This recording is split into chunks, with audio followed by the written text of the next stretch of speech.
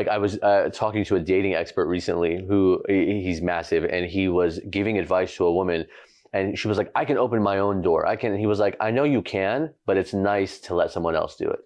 Wow. Isn't it better to I know you're capable of it, but how much more powerful is it to be like, I know I can open the door right now, but I'd rather you open it for me. Man, you're getting into some seriously cool stuff there. This is one of the major life lessons that I finally got, is that when you allow someone to help you, you're giving them a gift. Because helping other people makes us feel good. It actually gives us energy.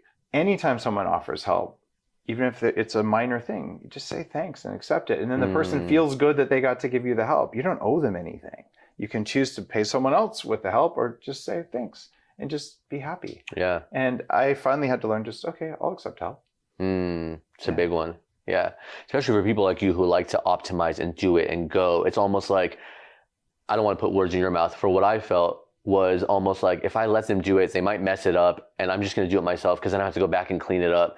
I just want to do it all myself. And then I realized how much better I feel just letting people pick up some of the load. That's a trust issue, what you were dealing with, which is a really common problem, especially for smaller entrepreneurs starting out. Like, well, I have to do everything to make sure it's done right. That's bad programming. Yeah. The smarter, not harder approach is one that says, you know what?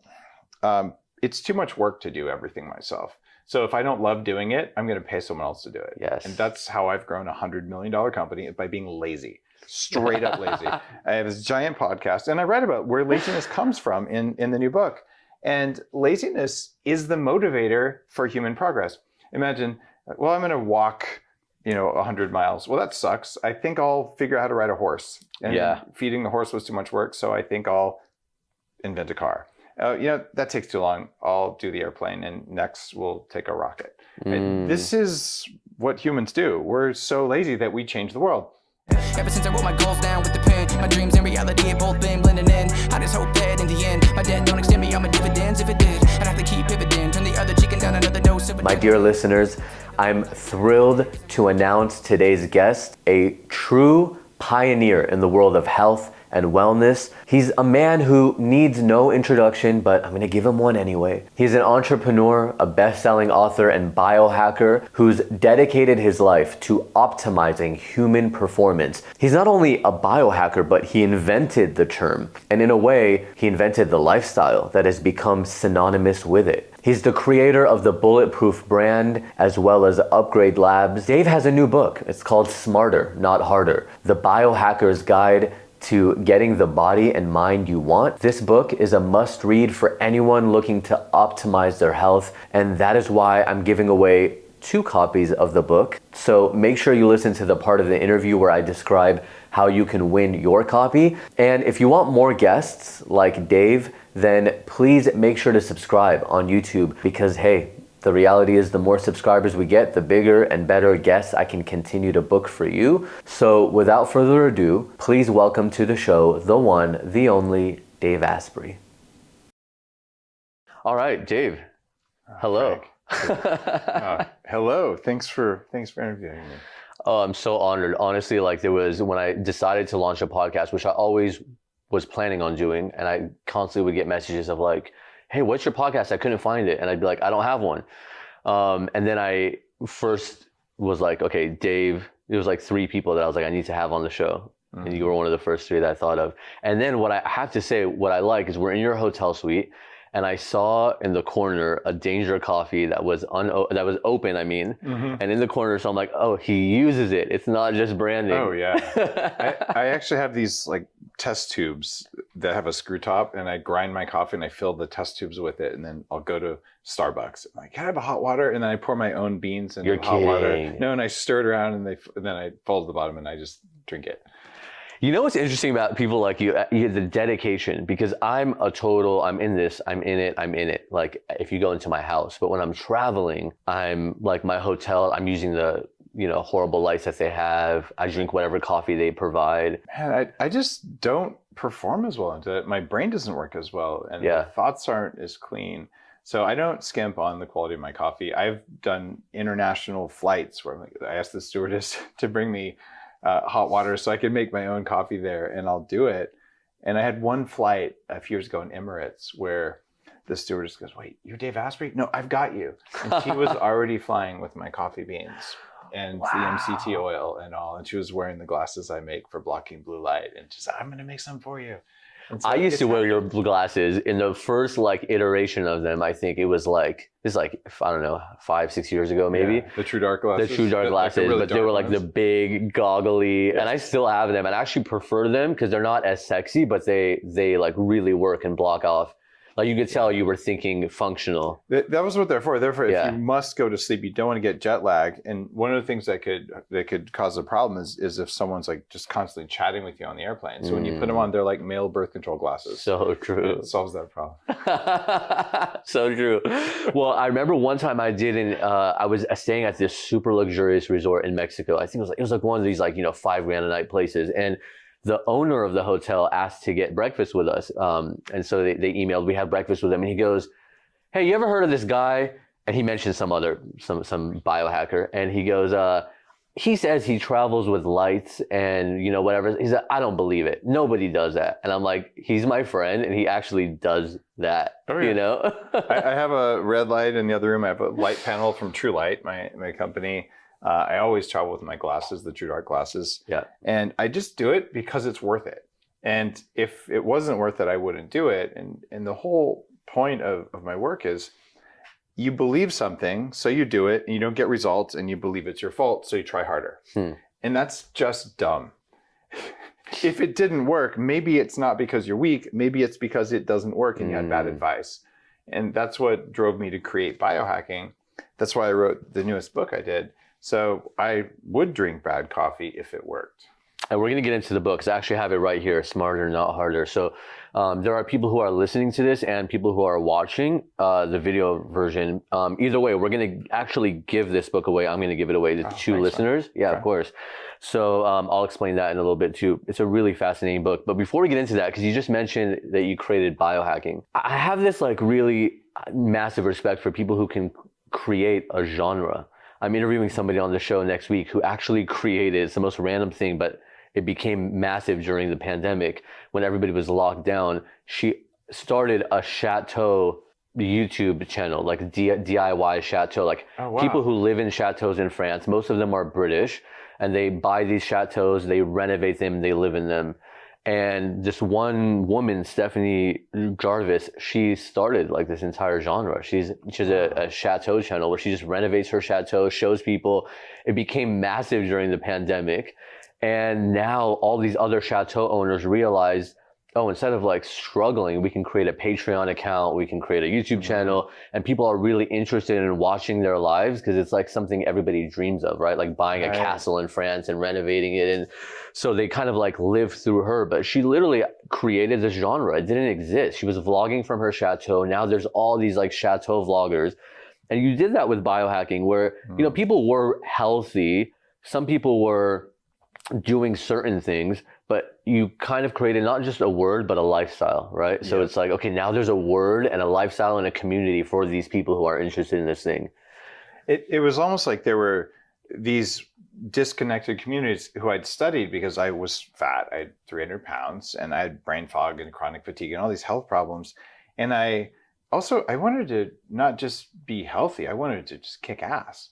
So I'm buying smart drugs over here, and there's a small nootropics community. And now it's a big thing, and I helped to do that. It was not a big thing if you go back 15 years ago. It was something like only crazy people. Even now, it's a big thing for us, but it's not a big thing in the sense that, I mean, maybe some products, right? But it's not really massively known. Yeah, it's a lot further along. So, but those guys didn't talk to the neuroscience guys, like the EEG neurofeedback, like my 40 Years of Zen company where people get these big brain upgrades.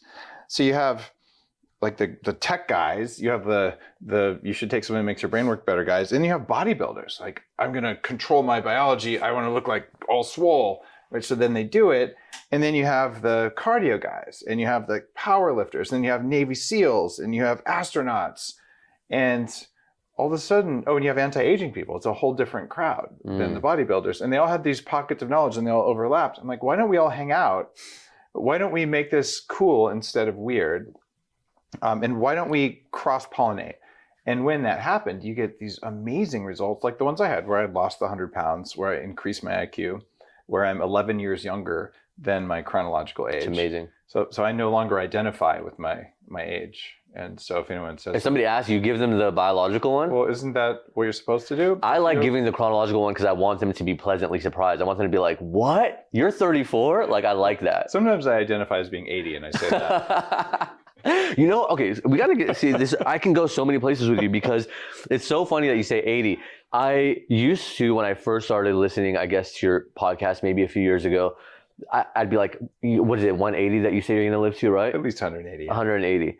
And for people who are listening who might not know, this is a famous thing you've repeated over and over, is that I'm going to live to at least 180. I used to be like, all right, you know, settle down. And then, and then now I'm like, you know what?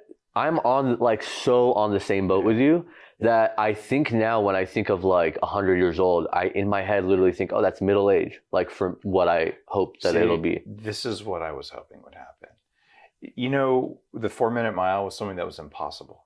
Literally, it was written all over the place. No man will ever run a 4-minute mile. And then, actually, one of my high school coaches was the first guy to do it. Really? Yeah.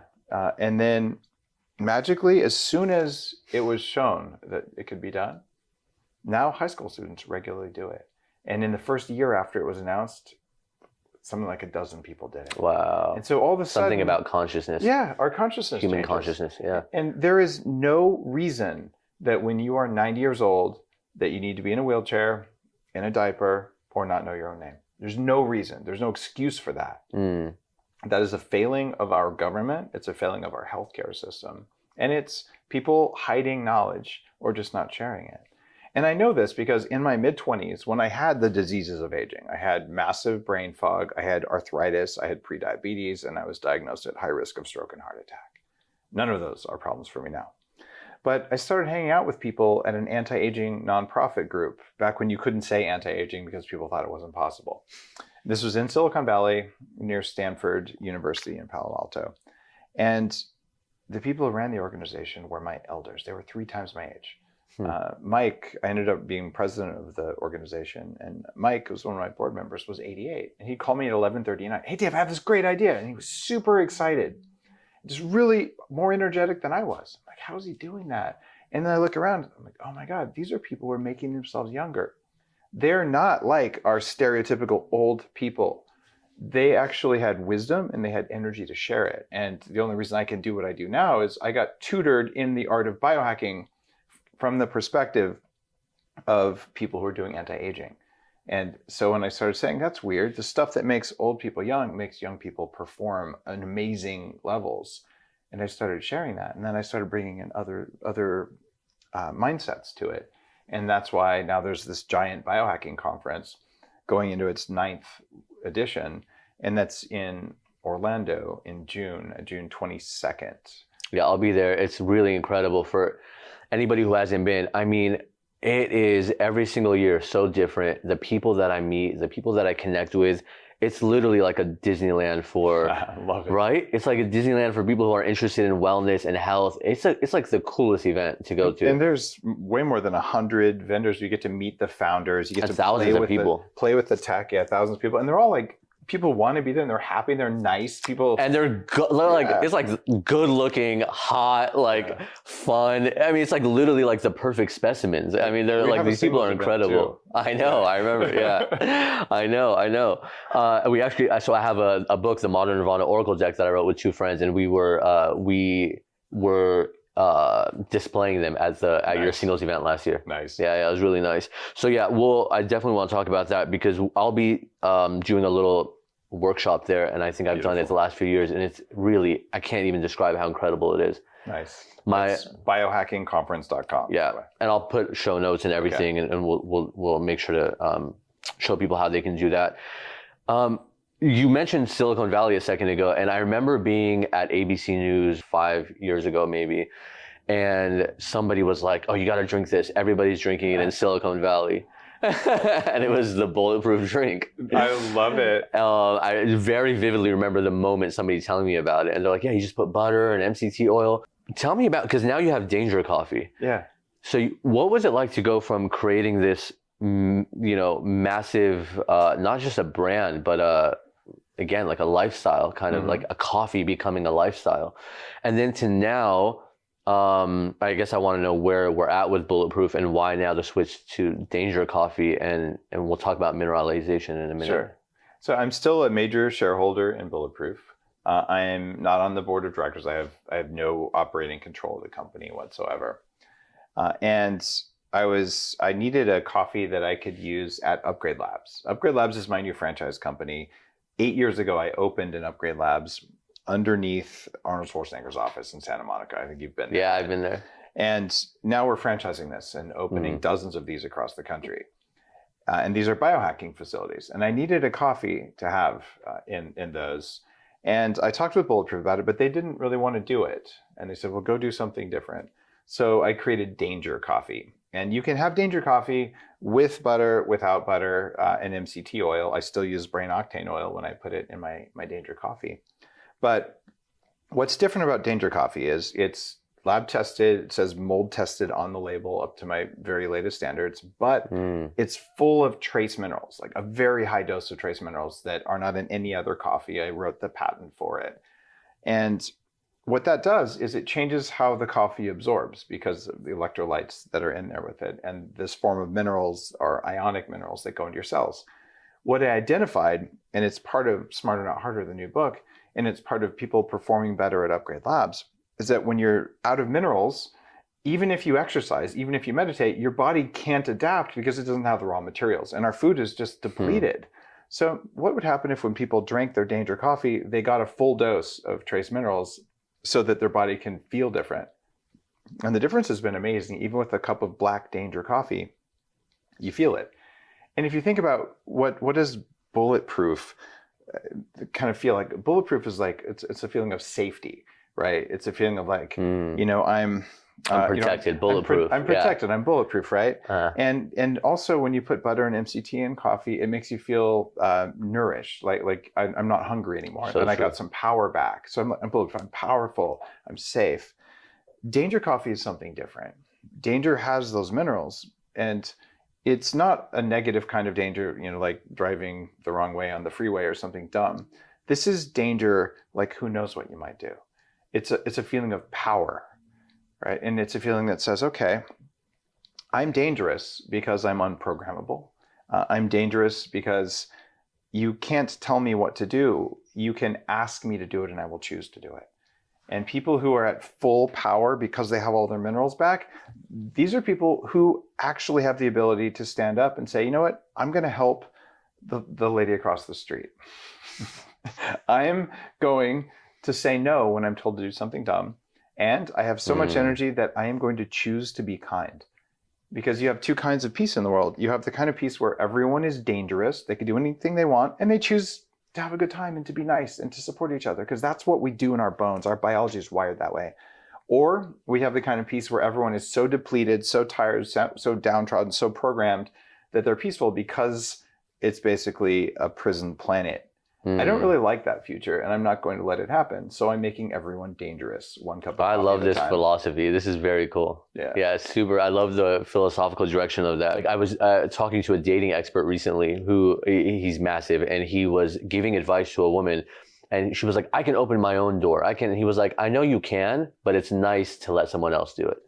Wow. Isn't it better to I know you're capable of it, but how much more powerful is it to be like, I know I can open the door right now, but I'd rather you open it for me. Man, you're getting into some seriously cool stuff there. This is one of the major life lessons that I finally got, is that when you allow someone to help you, you're giving them a gift. Because helping other people makes us feel good. It actually gives us energy. So being of service to another it's a mitochondrial behavior. Yes. It's very low level and healthy for our body. So anytime someone offers help, even if it's a minor thing, you just say thanks and accept it. And then the person feels good that they got to give you the help. You don't owe them anything. You can choose to pay someone else with the help or just say thanks and just be happy. Yeah. And I finally had to learn okay, I'll accept help. It's a big one. Yeah. Especially for people like you who like to optimize and do it and go. It's almost like, I don't want to put words in your mouth. For what I felt, was almost like, if I let them do it, they might mess it up, and I'm just going to do it myself because then I have to go back and clean it up. I just want to do it all myself. And then I realized how much better I feel just letting people pick up some of the load. That's a trust issue, what you were dealing with, which is a really common problem, especially for smaller entrepreneurs starting out. Like, well, I have to do everything to make sure it's done right. That's bad programming. Yeah. The smarter, not harder approach is one that says, you know what? It's too much work to do everything myself. So if I don't love doing it, I'm going to pay someone else to do it. Yes. And that's how I've grown a $100 million company, by being lazy, straight up lazy. I have this giant podcast, and I read about where laziness comes from in the new book. And laziness is the motivator for human progress. Imagine, well, I'm going to walk, 100 miles. Well, that sucks. I think I'll figure out how to ride a horse. And feeding the horse was too much work, so I think I'll invent a car. That takes too long. I'll do the airplane, and next we'll take a rocket. And this is what humans do. We're so lazy that we change the world. And that's what I am. Dude, that's such a brilliant way to think of it too. We're so lazy that we change the world. Yeah. So we're constantly trying to innovate to make things easier. All human progress comes from wow. laziness. So that is a concept in the book. Let's talk a little bit about that, because I wrote here, you talk about being encoded with laziness and tapping into the power of laziness rather than, maybe doing what I was doing. So tell me a little bit about how can we tap into the power of laziness? To understand where laziness comes from, there's an operating system in your body. I call it the meat operating system in the book. Your meat OS. I saw that, the meat OS. Yeah. It's kind of a little dig on Mac OS. And the idea here is that for about a third of a second before your brain gets a signal about reality, your body senses reality and decides what to show you. And it can manipulate what you see. And it does this to keep you alive. So it only brings things to your attention that you need to know about, right? So you're probably not paying much attention to something over there because you just don't need to know. But if it was moving like a snake, you would just know. And this is your operating system doing its job. Also, it hides the 1/3 of a second when it's doing its job. So we don't notice the lag in reality, but there's one that I can measure at my neuroscience company. So I'm like, whoa, what else is it doing? Well, what it does is it influences your behavior. It generates feelings. So you have a choice in front of you. There is a couch with a pizza and Netflix turned on. I'll take that. Okay. There you go. Your operating system's doing its job. And the other one is there's a gym with an hour of someone yelling at you on a spin bike, right? So now your brain goes, the spin bike is the better choice. And your body goes, the couch is the better choice. That's the body saying, if you use energy, you might run out of energy. And so choose the couch because it's less use of energy. Choose the pizza because you have more energy, and then you'll be safe. So this is where laziness comes from. It's the body trying to keep you alive in case you run out of energy. But most of us feel guilty. I know that I should want to go exercise, but I don't, therefore something's wrong with me. No, therefore something's right with you. Your body is doing its sacred job of keeping you alive, and there's nothing wrong with feeling lazy. What's wrong is choosing to give in to laziness when you don't want to. But quite often, laziness makes you effective in the world, right? So imagine this, you were saying, I'm not going to be lazy. I could actually use a shovel or I could use a teaspoon. Well, I'm going to work hard. Like you actually make your life hard when you choose to work hard because someone told you, usually a high school coach, a priest, a teacher, society, well, working hard gets results. It creates virtue. It makes you wealthy. No, there is no correlation with working hard and getting results. In fact, the less work you have to do to get results, the better the results are. Yeah, we're walking around with a bunch of people who are burned out and exhausted. Do you feel like that system is sort of crumbling a little bit and people are waking up to the reality of not having to believe what, like you said, priests and teachers and everybody told you about work hard, work hard, work hard, and how that was like feeding a system? Yes, the system is breaking down. The problem is that there's a middle ground, and the middle ground is around getting shit done. Okay, that's what we really want to do, right? So if your thought is, how do I get shit done in just the smallest possible amount of time and energy, then you're onto something. But if you say, look, I'm just not going to work hard, and I'm not going to get anything done, then you create a really, really bad world, right? And if you're starting out in your career and you're going to do this quiet quitting thing, I promise you that 5 years from now, when you don't have a job and you don't have a career and you made no progress in your life because you were feeling angry and bitter, that was not the right approach, right? And you can recover from that if that's something that you've done.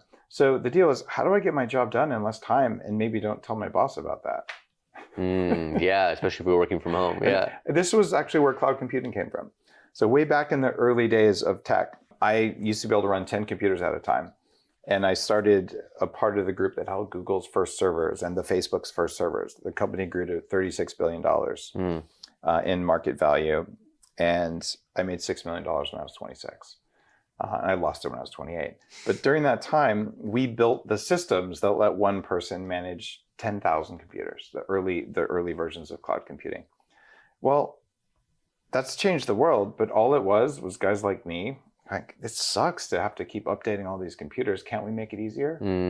Right? So it's this idea, do less work, and you can make billions of dollars by doing less work, and you will not make billions of dollars by working hard.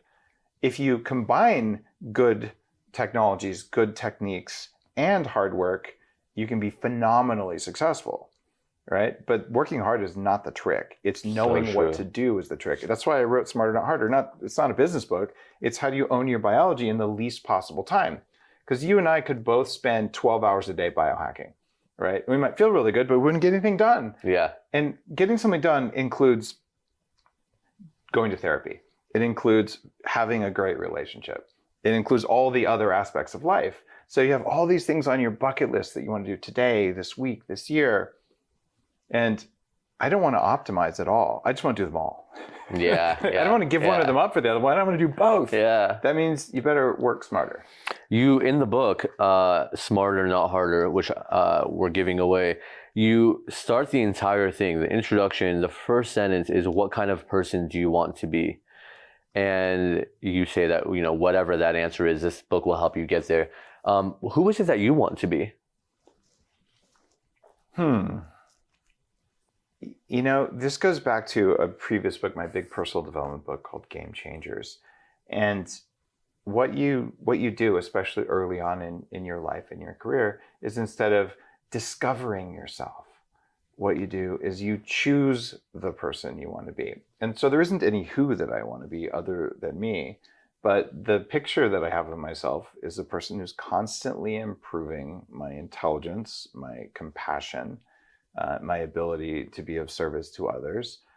And I don't even like the word health. I'll just say my performance, right? The continuous improvement thing over the course of time. So I see myself as I'm 100 years old, like you. I look and feel like I do now or better, but I've got 100 years of wisdom, and that wisdom allows me to better be of service to fixing the planet, because God, there's a lot of work to do. Yeah. The mission behind my books, the mission behind my companies like Upgrade Labs, Danger Coffee, it's to upgrade humanity. We literally need a species-wide upgrade right now so that we can continue being on the planet. Because right now we're going to destroy our topsoil. We have 60 years of that left, and Monsanto is actively, right as we speak, destroying more of it and harming people. And that's just one of the things. But they're saying, oh no, pay attention to carbon dioxide. No, I will not pay any attention to carbon dioxide until you stop spraying chemicals that are affecting us right now, because they're also destroying our carbon dioxide levels. So don't mess with electric versus gas cars. It doesn't matter until we stop spraying glyphosate and atrazine and all this other crap they're spraying around. So I'll work on that problem, and that's a 20-year problem. But I can do that because I've got a lot of time. Yeah, a while back, the Sadhguru's team asked me to do a campaign for Save Soil. And I love him, yeah. Oh my God, what I learned from that alone. And there was a documentary on YouTube. Not on YouTube, sorry, on Netflix. Can't even remember what it's called now. Kiss the Ground, I think. Yeah. So with what I learned from both of those is how important minerals are, which goes into also Danger Coffee again. I want to talk about that because what I learned but also changed in my own life is my mineral intake. So good. I cannot believe, Dave, like I've cut down my supplements in half. I'm barely using skincare, and I look better than I did when I had this full on like 8-step skincare routine. Right. I don't do it anymore, and I forget to take my supplements half the time because I just don't feel like I need it other than minerals. And to be fair, what I did at the same time that I upped my minerals is I started using peptides and doing a lot more stem cells. You know, I've done like little IVs here and there, but now I'm doing like more full body stuff. So I think all of that together, but this regenerative form of taking care of yourself, stem cells, mineralization, without it, I feel like it's like you said earlier, you can do all this other stuff. It's not, without the minerals, it doesn't do much. I mean, we almost forgot where we came from. We come from soil and you know, like when you think of a Ayurvedic composition, we have all those elements within us. And what are all those elements fueled by? Minerals. They are. And sadly, the whole plant-based diet thing, this is big food companies and some animal rights terrorists, I would say, getting along with each other and realizing they can sell you peasant food that depletes your minerals and trick you into paying more for it than high quality foods. And this is not okay, because when you eat things like oatmeal and oat milk, things even like nuts and seeds, and a small amount of those is actually good for you, at least some of the time it is. But when you do those on a regular basis, and whole grains, by the way, if they throw away the whole wheat and just have the white flour, they can't sell you the whole wheat. So it's like they want to sell you whole wheat because it's cheaper to make, not because it's better for you. When you eat those foods, they contain a compound called phytic acid, and humans cannot inactivate it the way cows and rabbits and things like that can. So when we eat those things, they suck minerals out of our stomach. If you eat a steak and a bunch of whole wheat, whatever, the phytic acid will prevent you from getting the minerals in the steak. And if you eat them without the steak, well, then it's just going to suck minerals out of your bones, literally out of your bones, out of your cells. Grains will? Grains, yeah, especially whole grains. Yeah, it's so tough for me to get behind the concept of, and I don't want to linger on it too much, but you know, eating kale or whatever it is that you've spoken about in the past. I don't eat kale just because I don't like the taste of it, but in general, right? Like certain things like plants and vegetables, you talk about this concept, a few people have as well, where that plant, in order to survive in nature, has certain things in it to prevent animals from eating it, right? It doesn't want to be eaten. So it has things that will inflame your body. So then this rabbit might go, okay, I'm going to stay away from that plant. So, however, though, don't you think that there are some benefits to eating it that might outweigh that, or no? Are you like, I'm not even going to touch it? Oh, I'm not a carnivore guy. The Bulletproof Diet, but people have lost millions of pounds on this. It's in 16 languages. It's a book that came out, I think, 10 years ago. You eat grass-fed animal protein, the right types of fats, a lot of things like butter, and then you eat plants, but you eat the plants that aren't inflammatory. So it's not like all plants are the same. If you went out to the park and you just pick up some plants and eat them, you're probably going to end up in the hospital. Most plants are inedible, right? So the plants we do eat, are they all just amazing sources of nutrition? No. Some of them are barely edible, but they're better than starving. Some of them are reasonably edible, but they have a downside over time if you eat too much. And some of them, generally, they don't have a lot of toxins and they're good for you. So what are some that you would say are okay? White rice, carrots, sweet potatoes. And there can be some oxalate in sweet potatoes, but generally the upside's higher than the downside.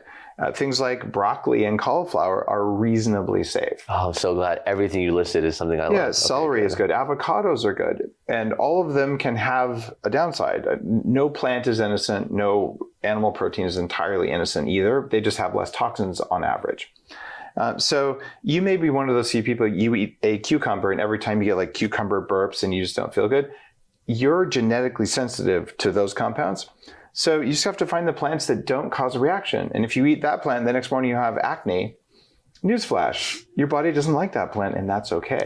It's just not the same for everyone. So what I talk about in Smarter Not Harder, it's just one chapter. Here's the plants that steal your minerals the most. So what I've taught people is, look, if there's only 2 supplements you were to take, you got to get your minerals and you got to get your vitamin DAKE. And it's vitamin DAKE. And so I put that on a website, vitamindake.com. So vitamin DAKE. What is that?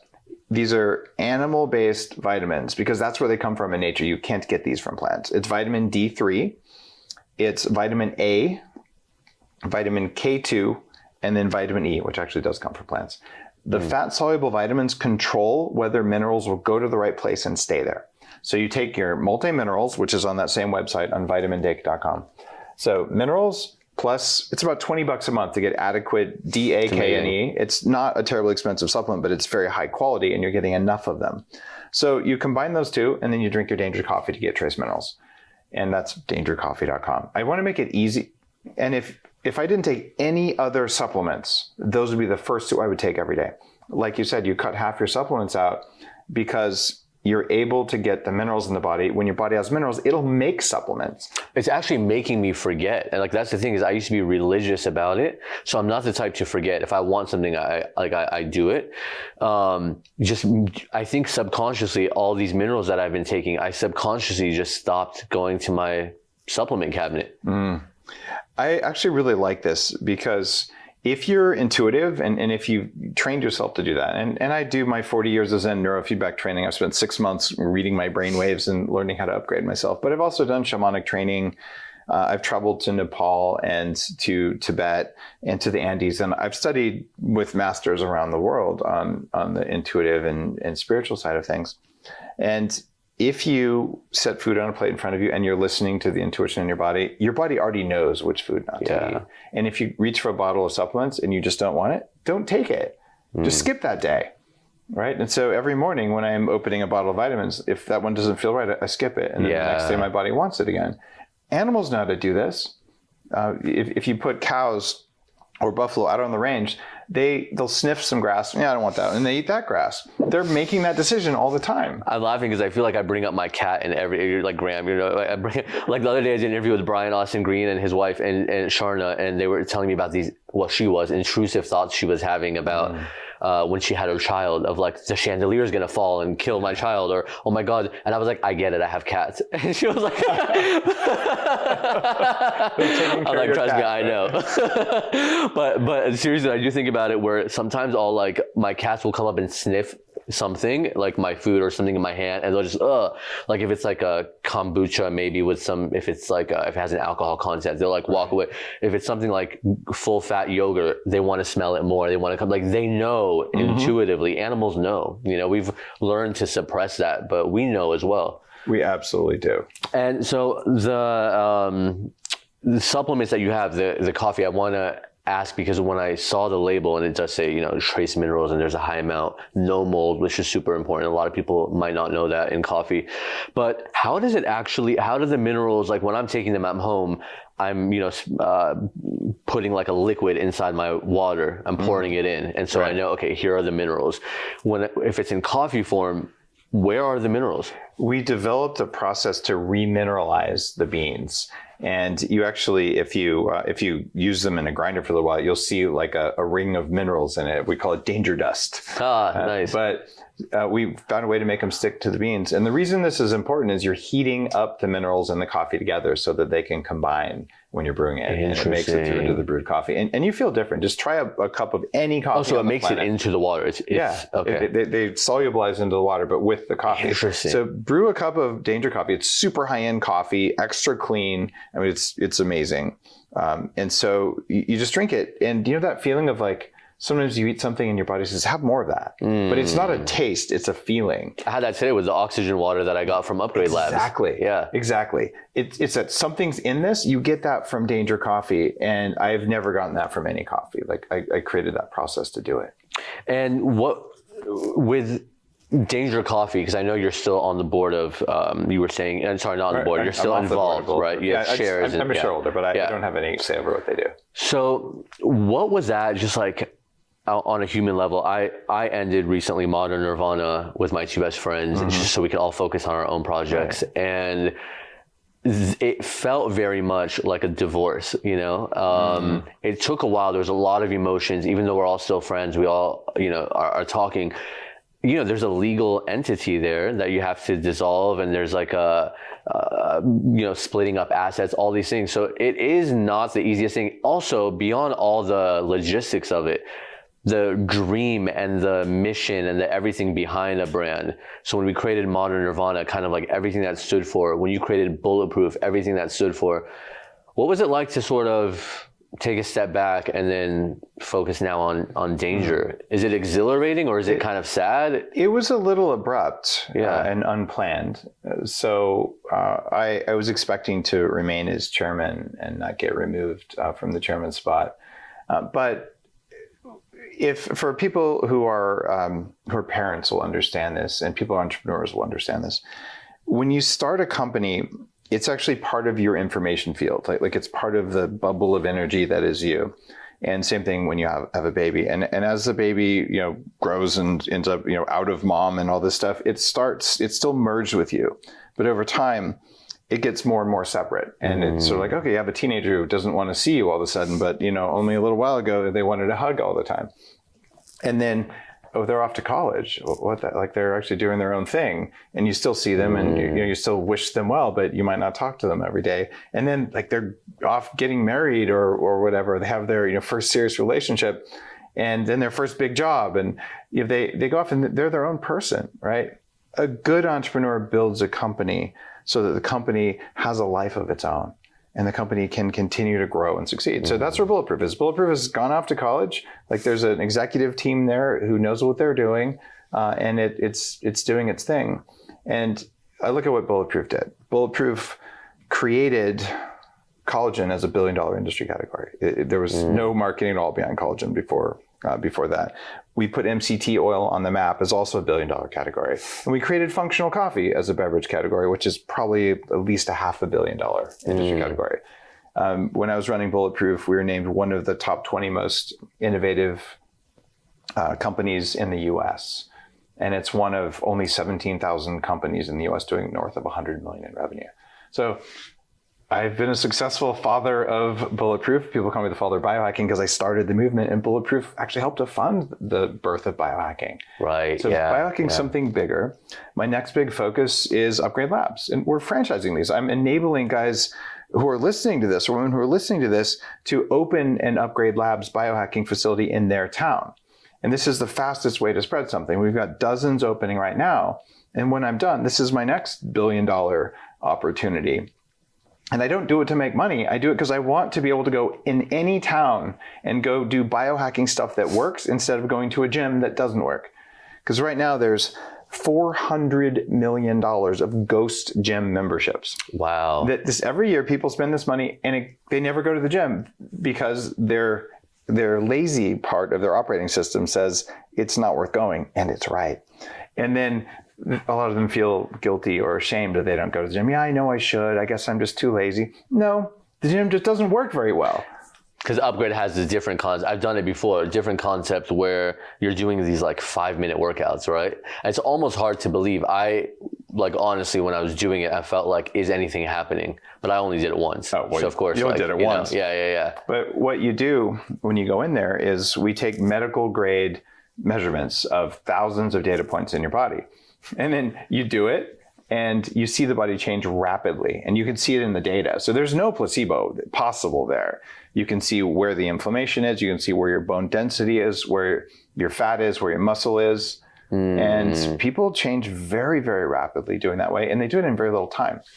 As an example, one of the hacks that I talk about in here, and there's kind of 5 big buckets for them, but this one, if your top goal is I want to increase cardio, you could do the work hard thing. And with that, you say, I'm going to do what I did when I was overweight, an hour a day of cardio. Actually, I only did 45 minutes of cardio because I did 45 minutes of weight too. But let's just say you're all about cardio. So you're going to go to spin class 5 days a week. All right. If you do that for 2 months straight, you'll improve by 2%. It's a lot of sweating for a 2% improvement, but you worked really hard, so you deserve improvement. If you do the Upgrade Labs approach with our AI bike, you're going to do 5 minutes 3 times a week. And during that 5 minutes, most of it is very slow and you'll never sweat. You'll do 20 seconds of hard work twice, and that's it. You'll improve 12%. 6 times more results in 15 minutes versus 5 hours. And with the time that you save on that, and this is 3 university studies support this, it's about getting the right signal in to change the body. So the lazy part of my body, which I honor, says, screw your cardio. It's unpleasant. It doesn't work. And that same part of me that's lazy says, you know what? I'm so lazy, I can avoid 5 hours of cardio and I can do 5 minutes of it. This is now attractive. So now I'm motivated by my laziness to do something better, right? So I don't resist doing that because it's the same amount of effort as brushing my teeth. Like, it's so trivial. 3 times a week, 5 minutes, and most of it is actually boring. So is the focus, because I know, I mean, there's a few now different sort of, I think Upgrade Labs was the first. It was the one that I was going to in the beginning. And there's a few other, names out there. I inspired the whole biohacking. You inspired all of them. Yeah. But they're all a little different, right? So like some might focus on this, some focus on that. With Upgrade, what would you say is the focus more now workout heavy or no. Okay, no. The focus is on getting results in small amounts of time. And there's 5 things that, because I have the first lab, so I have more data than anyone else on what people want. People want their brains to improve. And we're the only biohacking center out there that has the type of neurofeedback. There's 7 patents on it, and it's from my neuroscience company that normally just does, billionaires. And so we have super high-end brain training because you have all this free time and energy. You might as well train your brain. That's a part of it. Some people want to get their energy back. And it's different than exercise. Exercise actually takes away energy. It doesn't give it back. So we can help you lose weight or give you your energy back. Then some people want muscles. Some people do want cardio, like I talked about. And then some people just want the ability to manage stress better. And for the first time, because of government behavior during the pandemic, people are now asking for stress management more than weight loss. So everyone's obese right now, for the most part. Like, more than 80% of people have a weight problem. But they're asking to manage their stress more than their weight, because that's how stressed and anxious and in pain people are today. So I would like to see people fix that, but you get to pick what matters most to you. In fact, we have a survey that you go through when you come in so we can figure out what matters for you. So our AI systems will write a prescription for you for, like, what should you do today to get the results in the least amount of time. And it's so hyper personalized. And what Upgrade Labs does that's different is every time you do it, we get your data and we feed it back into the system, so it's constantly improving. It's a very different vision from the kind of mom and pops who maybe 5 years ago came and said, "What's Dave doing?" Well, what I'm doing is using artificial intelligence and data to figure out how to get you there fast. And what they're saying is, well, I have some red light, or I have some squeezy pants. The difference is what works. And I've been doing it for longer. I've tested more than 25 different technologies. So I know what works. I know what works for who, when, and how. And it's applying that. The interesting thing, too, if you were to go to a bakery and they're like, "Hey, I've got some salt, I've got some yeast, I've got some flour, and I've got some water. How much of each do you want?" You like, "What? I just wanted a loaf of bread." Well, you go to a typical biohacking facility and say, "What do you want to do? Red light therapy? You want some IVs? You want some sauna?" But I don't know. I actually just wanted to look like a Greek god in 5 minutes. Could you help? And they, "No, we don't know how to do that. That's not possible." So it's not your job to know what to do. It's Upgrade Labs' job to know what's going to work best for you, right? And you go to the doctor, if with a broken arm, it's not your job to tell them, "I want this kind of suture and this kind of splint." Like that, you hire an expert to do that. Yet most gyms, I go in there and do a machine, but you do it wrong and you get very little results, and you think that it doesn't work. Well, it actually turns out lifting weights doesn't work that well per minute. I've got 5 things in the book. You can put muscle on faster than lifting. Really? Right? Absolutely. That's in the book. So, yeah, I work out 15 minutes a week. I'm 8% body fat. 15 minutes a week? Yeah. I'm a busy guy. I'm lazy. Wow. What's your body fat? I'm 8.1% right now. Wow. And this is from a guy who's obese. Like, I have stretch marks over my abs, right? There's no biohack for that, is there? For stretch marks? Actually, there is. I'm going to have some of them removed. Really? Yeah. I've studied stretch marks forever because I might have dozens of them from being obese. I don't like them, but I've got rid of a bunch of them back here yet. Well, you mentioned before that you're like, I was on Men's Health, the cover of Men's Health with stretch marks. It was just the centerfold. I I'm glad you actually mentioned AI though, because it was one of my questions and I didn't even know if it was something that I would touch on, but what are the implications of AI on biohacking? Oh, I'm so excited about this. One of the first talks I gave back when I was a CTO type from Silicon Valley was at the first big data conference, which is like, how are we going to handle all this massive amounts of information? My dream for biohacking, the reason I was the CTO of the first heart rate from the wristband company called Basis years ago, I was a co-founder of that, is that I wanted to get enough data on just normal humans in the wild and to be able to bring it together so that we can get rid of myths. So we can start looking at what the human condition actually is. Because we believe all this stuff, like work hard and get results, even though it doesn't work. We also believe things like the full moon doesn't affect humans. But when you have data from 1 million people's, or at this point, probably closer to 40 million people's sleep trackers, and you put that together, you're like, oh, that's so weird. It turns out what hospitals and police departments have been saying forever, which is that people go crazy on the full moon. It turns out, yes. Are you serious? This is now tracked? Oh, absolutely. People don't sleep as well during a full moon. Well, yogis say this all the time too, and stuff, for years. But biohacking is just proving what the yogis always said. That's so cool. Yeah. Yeah, because they'll say like we're all. We just did an interview the other day with an astrologer, and my astrologer I've been going to for years, and he's incredible.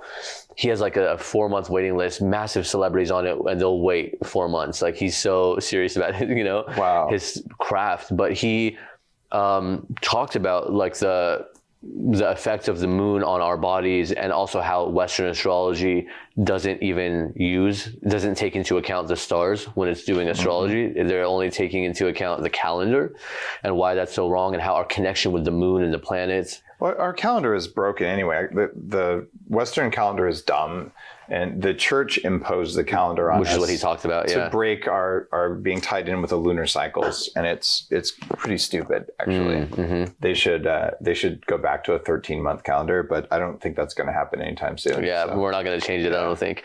Let's talk a little bit about the importance of personalized nutrition, because on my days when I was at Good Morning America, they would send me to go do these workouts with celebrity trainers and record it on camera. And they'd be like, look like Jennifer Aniston. This is the person that trains, whoever, J-Lo. Like the thing is that and I would do them because it was my job. But what would always bother me about it is like J-Lo's diet or, Jennifer Aniston's diet is, first of all, they're extremely wealthy and we don't know what they're all doing, right? But beyond that, I could be intolerant to bananas, or maybe their coffee that they drink every day is filled with mold or whatever. So how important is it to, and I know the answer, but for viewers, to have a personalized, like know your personal intolerances, your blood type, your body type, your genetics? 90% of how you look is what you eat. It's not exercise. Exercise will give you, an extra bump on your tricep or something.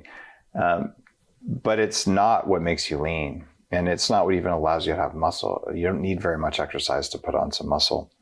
So they love to say, look at this hard stuff I'm doing in the gym because it looks good on camera. Exactly. But the real hard work was preparing the food that went on the plate.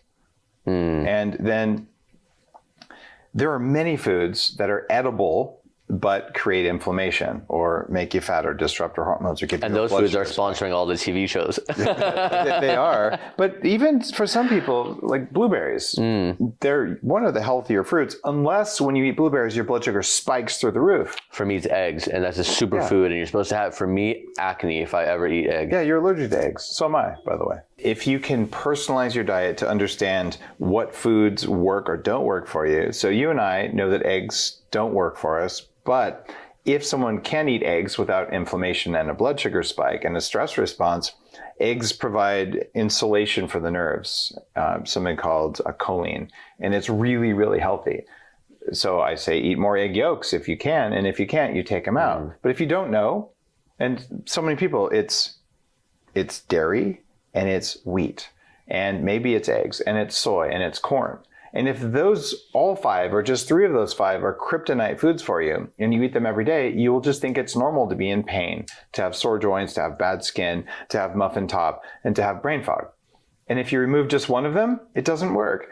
My first big book, The Bulletproof Diet, I just taught people, spend a week eating clean, stuff that doesn't cause a reaction for most people.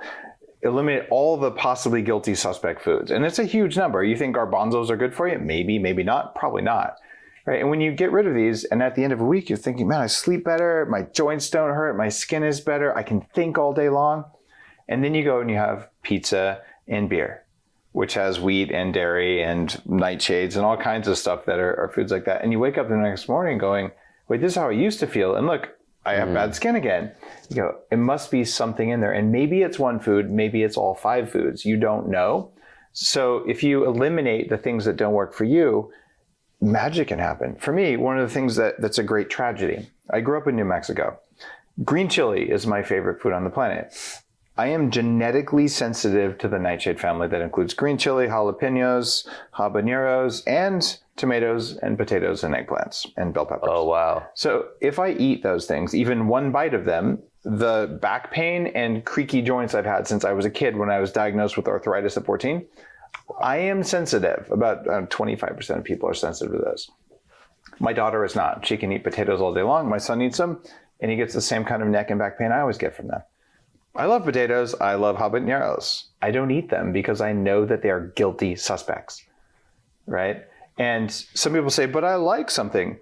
I don't care if you like That's something. my biggest pet peeve when people do that. I'm like, you don't think I love bread? I love bread and butter. Yeah. Can't have it. But I like heroin. But I like murder. Right. Like, that doesn't matter. You don't do them, right? So Yeah. find the things that don't work for you and stop doing it. Yeah. And there's like substitutes. I'm sure you have something that you can find for green chili. It might not be the best, but you know, you make it work. Yeah. Oregano can be spicy. I'm obsessed right now with like ChatGPT and all these things are let's talk like about that. mind blowing, right? What are the implications of that? But also I had actually, I asked ChatGPT to write up some questions for you. It wasn't amazing, but there was one that I liked and it said, you've talked about, and I don't know where you've talked about this, but assuming it knows, you've talked about the importance of embracing failure and using it as a learning opportunity. Can you tell me about a recent setback and what did you learn from it? How funny. So what it's doing is it's ChatGPT. I have a degree in AI. Right. So it's an old degree in AI, but still. So what it's doing is it's looking at lists of interview questions that are out there. And that's like a standard interview question. Right. Right. So it just did that. And so let's take that to Dave. The risk we have with AI, especially with ChatGPT, it was educated based on 20, 25 years of internet content. How much of that content was manipulated by content farms and by big pharma and by commercial interests? A huge amount. Does ChatGPT have any ability to know propaganda from reality? It does not. So now we have a system that will painlessly spit out propaganda. So for instance, I can say, what would, and it does know who I am, and you know, you can ask it about me and all that stuff. Say, what would Dave Asprey say about vitamin C? And it starts with, before you take any supplements, ask your doctor. And at the end of whatever it says I would say, it says, make sure you talk to her. I would never say that. That's not how it works, right? I've had that experience with a few things I ask it, and it gives me this generic, and I'm like, what? And now that makes sense, because I thought maybe the company that owned it was giving it certain, like... No, it's just looking at what everyone says. And so that's something that is inserted a lot. So what you're looking at with ChatGPT is you're looking backwards. There is no future in ChatGPT. So if you do what I do, which is disruptive technologies, the stuff you're going to read about in Smarter Not Harder, this is stuff that doesn't exist, like the slope of the curve biology principle. This is new knowledge. How to use laziness as a motivator. This is new. You will never find something new in ChatGPT. You will only rehash the history when we didn't know as much as we know today. We live at the cutting edge of reality moving forward. ChatGPT doesn't understand that, and it will always make you go backwards. So it's useful to structure things. You can tell it, hey, rewrite this for me, right? And it's a great tool. But if you rely on it too much, it'll create stagnation in humanity. So what does that mean for the future of where we're going? As a species, the good news, it should eliminate a lot of drudgery. And since people are as lazy as I am, well, wouldn't it be nice if you could have ChatGPT do most of the drudgery of your job for you, the mindless work? That's fantastic. Now, if your boss figures that out, though, that may not be fantastic, and we shall see. You spoke earlier, I just want to kind of bounce back to the idea of quantum biology, because you spoke earlier about the moon and our connection with the moon. What is quantum biology, and what is this connection we have with the cosmos? All right. I love this, especially for your interest in your audience. So, quantum is one of those woo words that's been used in marketing, and it's almost kind of become a thing that's repellent for thinking people. Yeah. Except, well, you can get a PhD in quantum biology. We are using quantum computing to actually make things happen in the world of computing that were impossible before. So quantum is actually hard science, but people like to use it as a marketing term. So quantum biology is the study of quantum effects in biological systems. And one of the things that we are realizing is happening is when you make an enzyme using minerals in your body, that some of the ways those enzymes allow chemical reactions to happen in the body, they're happening via quantum effects, not via normal chemistry. And the most interesting study I've seen in the last several months, something that no one really talked about, it was absolute proof that humans are quantum-based systems, not just chemical or biological. And what they did is they took a new sensing technology and they looked at proton spin in your brain. Every time your heart beats, the proton spin changes in conjunction with your heartbeat, which is proof that you're using quantum communications throughout your body. And we didn't know that for sure before. So when people say meditation can't work, well, did you know that we're quantum systems? And there is no reason that there can't be quantum entanglement between two human beings, because we know that all the stuff in your body appears to be quantum entangled with itself. It's very weird. And I will tell you, I don't have a PhD in quantum biology or quantum computing.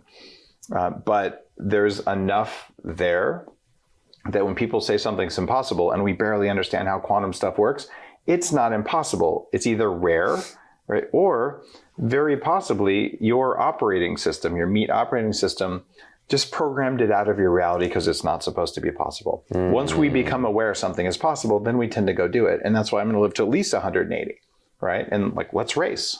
Yeah, for sure. No, you're right. Because you know what my YouTube channel blew up years ago from one specific thing, which was, and these got like millions of views, third eye videos, where I would, tape their eyes shut, blindfold them, and they could still see everything. Eventually I learned it. You literally could hold this in front of me. I'd be fully blindfolded reading it. And, I did this in Germany. I did this in Mexico. So cool. I did it with, in Utah here. I did it was all over the world and in England. And they were all doing it and using different methods. The second somebody believed, and it happened to me, that they were cheating or this is impossible, I can't really be doing this, it would go suddenly all black. So that's how you believed it, or someone else believed it? If I believed it. Yeah. Or, you know what I mean? Like if at one point they took me out on the street when I was first learning, I could read a license plate, I'm fully blindfolded, and I get really excited. And then I get a thought in my mind, I'm cheating, there must be a hole in this mask, I can't believe I'm doing this. People are, on YouTube are gonna like skewer me for this. And it went pitch black after that. Wow. Like immediately in that moment. Back? Oh yeah. I came back. I had to train all over again for days and like get back into that mindset of being playful and fun. That's why in all the videos I've done, the teacher says young students under 12 can pick it up like that. And older adults like have a logical mind. We have conditioning and it gets harder and harder to pick it up. But kids pick it up so quick.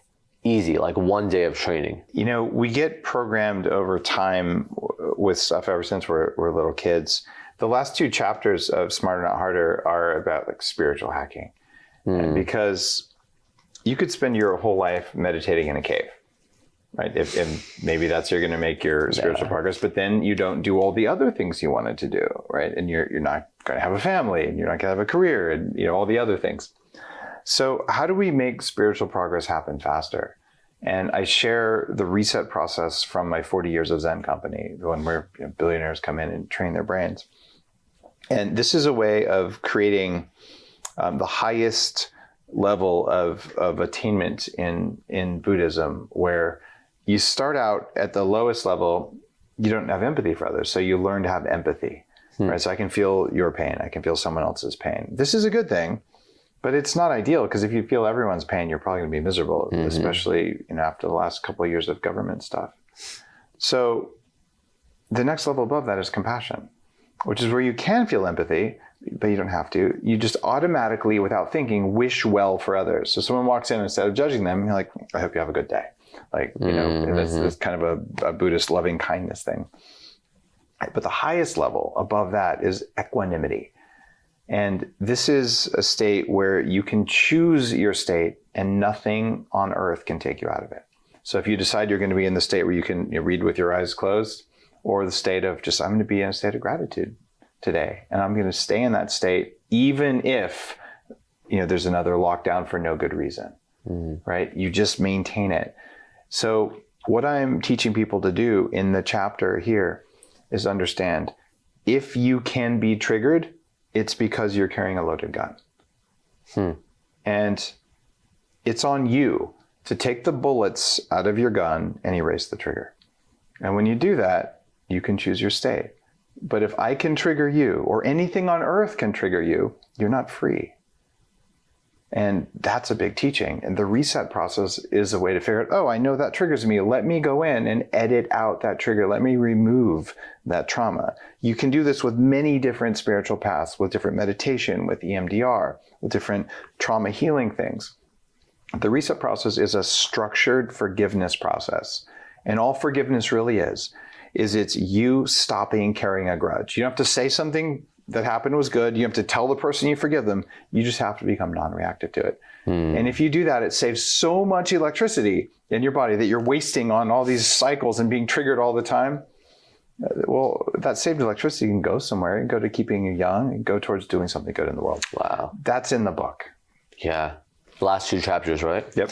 So we're going to give this book away. Nice. So perfect segue into that, because there are 2 ways to win. And one would be, so some people are watching this on YouTube, and if you guys are, just type in the comment section, smarter, not harder. And I'm going to go through, pick one person in the comment section and send you a copy of the book. I'll reach out. The other way is, if they're listening on the podcast apps like Spotify or Apple, then just rate the podcast, preferably 5 stars. And screen grab that, send it to me somehow, whether it's tagging me on your stories, DMing, emailing, however you want, and I'll send one listener a copy of this book as well. Nice. Thank you. Of course. Yeah, I'm excited for people to read it, because it's really easy to read as well. You made it simple, digestible. I just turned to a page right now, and there's hacks and their relative impact on your goal, and it's literally showing you a chart with like, what do vitamins do, minerals do, brain training, cold therapy, heat therapy, light therapy. So easy to digest and use. So if anybody's like, I want to get started, I want to be healthy, but I don't know where to start. Nice. Smarter, not harder. Thanks, man. Yeah, of course. Is there anything I left out? Is there anything you want to make sure that we're adding, other than making sure people know about Biohacking Conference? Oh, yeah. In Orlando. Biohackingconference.com. It's in Orlando in June, and we talked about it earlier, but you get to hang out with thousands of cool people playing with all the toys and just realizing how much control you have over your own biology. And then and check out dangercoffee.com. This is the best coffee you'll ever drink, and you'll wonder why does your body want it? It's the minerals. It's the minerals. Yeah. Okay. All right. Thank you so much. I'm so excited. Thank you.